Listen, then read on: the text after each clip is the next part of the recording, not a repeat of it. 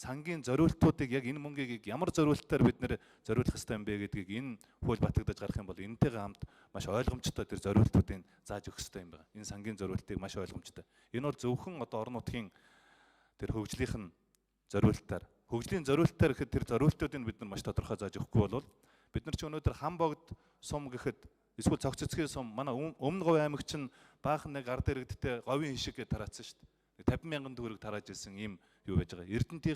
Эрдэнтийнхээ иргэдэд эрдэнийн хов хишиг гээд бас нэг 50,000 төгрөг үлээ 100,000 төгрөг тарааж ирсэн, бэлэн мөнгө тарааж ирсэн ийм муу жишгүүд их байгаад байгаа байхгүй. Тэгэхээр энэ байдлуудыг бид нар зогсоохын тулд хамгийн гол нь энэ орон нутагт үлдэж байгаа энэ санхүүжилтийг нь тэр зориултыг маш тодорхой ойлгомжтой болгох ёстой шүү. Тэрнээс биш одоо байгаа тэр орон нутгийн хөгжлийн саналуу дахиж нэмж аваад чигээд энэ маш тийм үр ашиггүй өгөөжгүй ийм хөрөнгө оруулалтууд болох үедээ жорлон барьсан байж байгаа. Цэцэрлэг түрээлэн барьж бас нэг бизнес хийдэг. За бүр одоо малын үйлдвэр угсааг сайжруулах чиглэлээр гээд бүр хурданмаар хүртэл авцсан сумдууд зөндөө байж байгаа шүү дээ орон нутгийн хөгжлийн сангийн мөнгөөр. Энэ бол яг бодиттой амьдрал байгаа байхгүй.